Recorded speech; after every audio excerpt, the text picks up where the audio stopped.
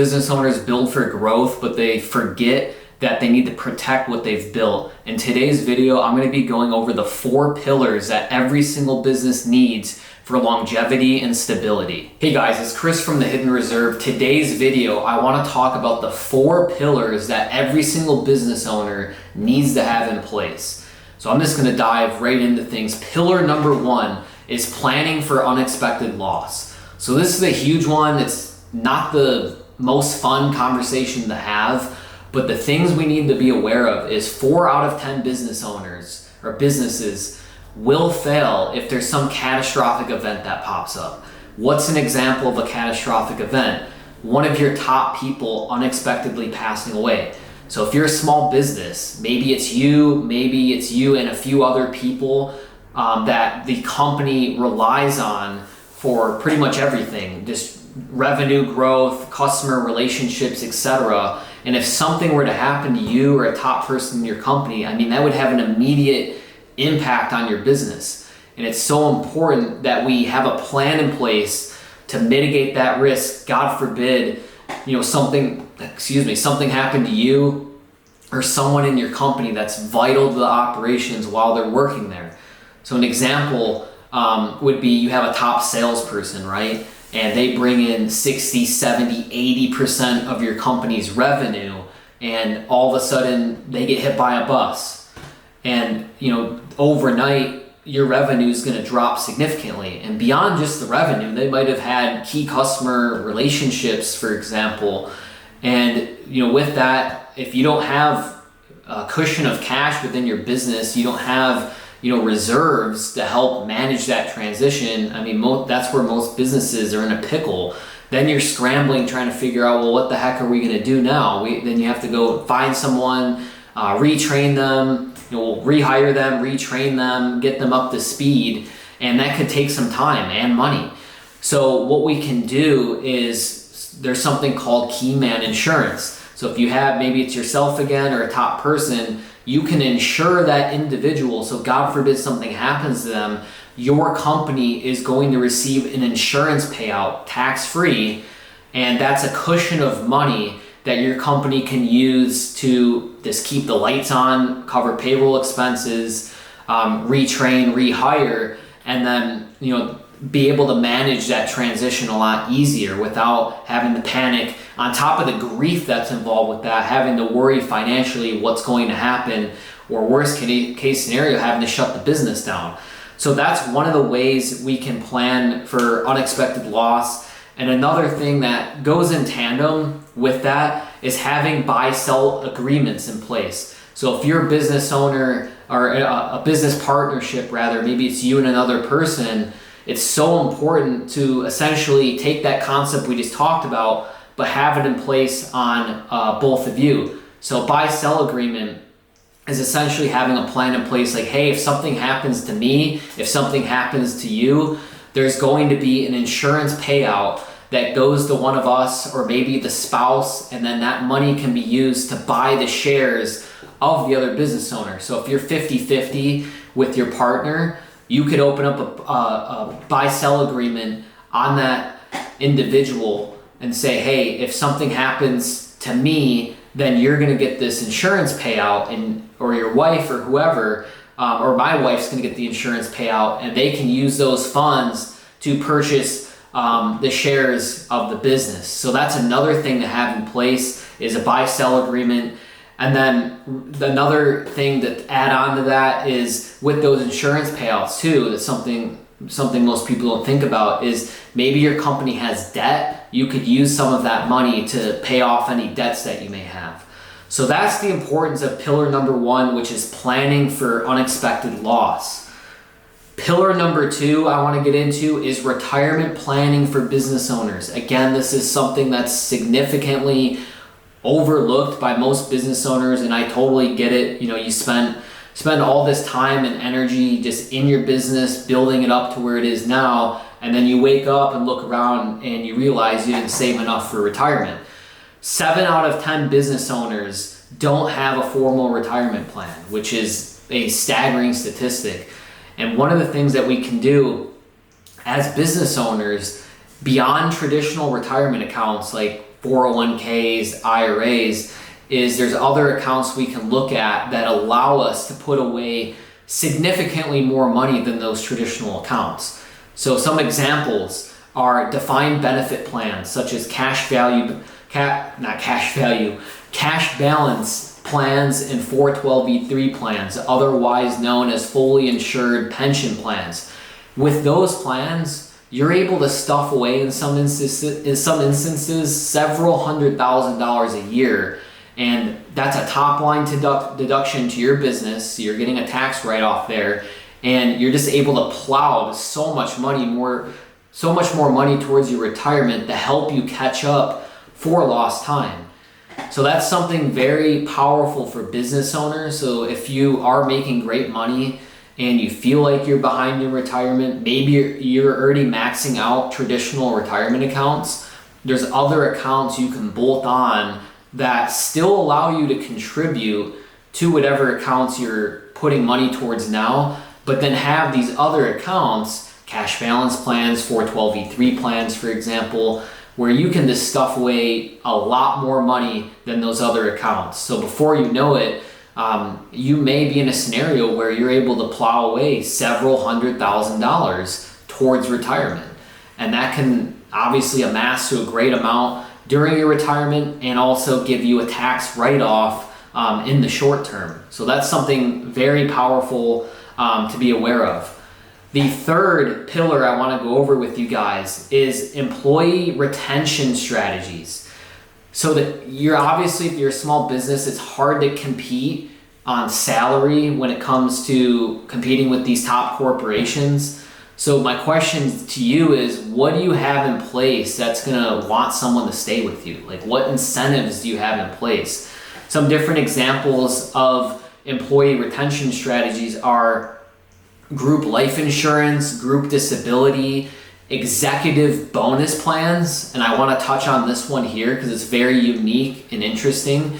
So an executive bonus plan is essentially you have a very, again, vital key person to your company that you don't want to lose, whether that's, you fear them quitting or you fear them getting poached by a competitor. It does not matter. You just don't want to lose them. So what you can do is you can implement what's called an executive bonus plan.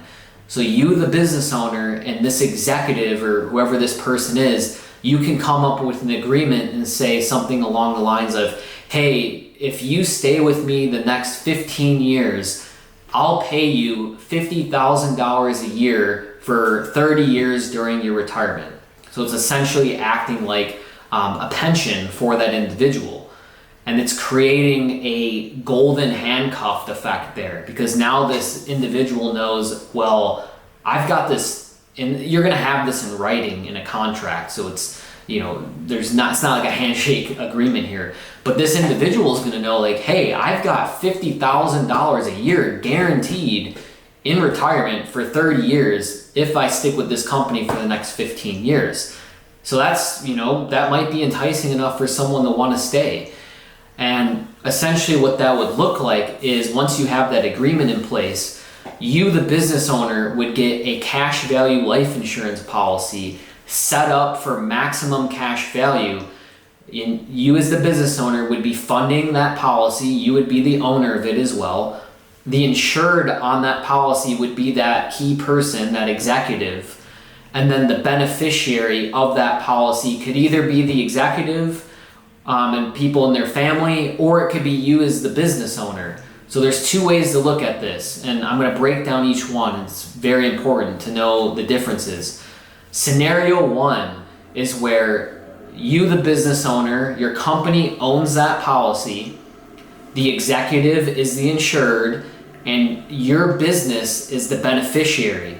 So you're paying the premiums into this policy, building up this cash value over time. Then when John, let's call it, John goes to retirement after those 15 years, you need to start paying that $50,000 bonus out to him. So the way you do that is you borrow against the cash value of your insurance policy. And this is important because you're not using company revenue to pay John this benefit because he's no longer working for you. He's no longer contributing to your company. So the way you're paying that benefit out is by the cash value that you built up inside of this insurance policy. So you're happy as a business owner because you retained this employee for the last 15 years, for example, and John's happy because he's receiving this retirement benefit, essentially. So that's that there. And then the last piece to this first example is when John passes away, if your company's the beneficiary, your company's going to receive a tax-free death benefit from the insurance company. So this is important because what's going to happen here is with that death benefit payout, if it's set up the right way, you're going to recover all of the costs associated with this life insurance policy because you were putting premiums into it for quite some time. And with the death benefit payout, you can recover all of the costs for the premiums that you put in. So maybe you put in $1 million worth of premiums into this policy and that death benefit payout was $2 million, for example. So you got a lump sum of money to recover all of those costs, and on top of that, you may have some extra money left over. So that, a lot that went down there, but it's very important to just be aware of the inner workings of that strategy as a business owner.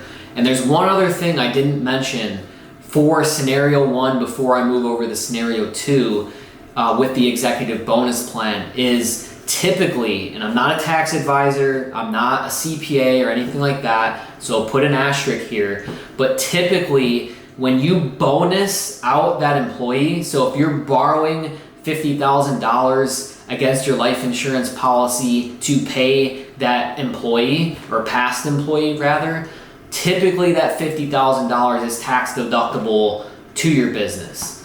So that's just something else, I guess, a bonus, a plus to be aware of. Again, I'm not a CPA, I'm not a tax professional. Okay, now that scenario number 1 is done. Scenario number 2, I'm gonna go through this quicker because it's very similar to the first one. Scenario number 2 with the executive bonus plan is where you have your company own the policy, pay the premium to the policy. The insured is still the executive or the person that you're wanting to have that benefit for.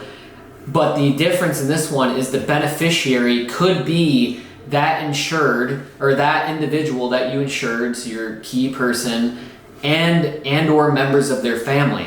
So that's another way to entice them. It's like not only are you going to get that $50,000 benefit each year throughout your retirement, you're also, when you pass away, you're also going to receive, your family's going to receive a death benefit, a tax-free death benefit from the insurance company. So that's just a different way to structure it to give more incentive to that employee.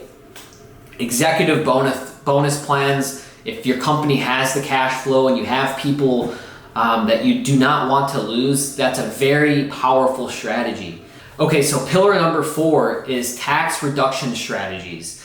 So different things to be aware of is most business owners are often paying 35 to 40% in taxes, which is absolutely insane. So again, I'm not a tax advisor, I'm not a CPA, but we need to be looking for different ways to minimize our taxes. And that's where you need to talk with a CPA tax professional. I'm just bringing some ideas to your awareness here. So number 1, solutions. We covered this before in terms of retention strategy, but a solution could be looking into deductible insurance premiums. So health, life, disability. Not only could those be employee retention strategies, it also doubles up, if you will, as a way to get a tax deduction as a business owner. So deductible insurance premiums, retirement contributions, again, it kind of doubles up here. 401ks, 401k profit sharing, cash balance plans, 412b3 plans. Those are all things that give you tax deductions now, but also build your retirement at the same time. So I like to look at that as killing 2 birds with 1 stone. You're paying less tax today, or you're deferring the tax rather today, and then down the road you're gonna have to pay taxes, but hopefully, right, you're paying less tax than you would have had to do up front. So that's another thing. Third thing is succession planning. Again, that's super important to eliminate tax burden during business transfer. So that ties into the buy-sell agreement. So if you have a buy-sell agreement in place, all of that money, and you use life insurance as the funding mechanism, all of the life insurance proceeds are paid out income tax free. That's so important. So that could be depending on how big the policy is and how big, how much money rather you need to make that transfer happen. I mean, you could be talking about millions of dollars that's income tax free. That makes a huge difference. So those are the 4 different pillars to be aware of as a business owner that every business owner over time should have implemented. Just to recap, pillar number 1 is planning for unexpected loss. Pillar number 2 is retirement planning. Pillar number 3 is employee retention strategies. And then pillar number 4 is tax reduction strategies. So I'd love to hear your thoughts in the comments below. Please let me know if you have any questions too. Just leave them in the comments. If you found value from this, if you're new to the channel, subscribe for more content just like this. And if you're watching on another platform, make sure you follow the page.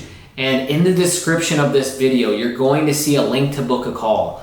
It's a short survey to fill out that survey, set up a call, and we can look at your exact numbers and your business to see how we can start to incorporate some of these pillars to overall to strengthen your business, but also give you more peace of mind as a business owner, knowing if certain things happen, you're prepared and you're planned for it.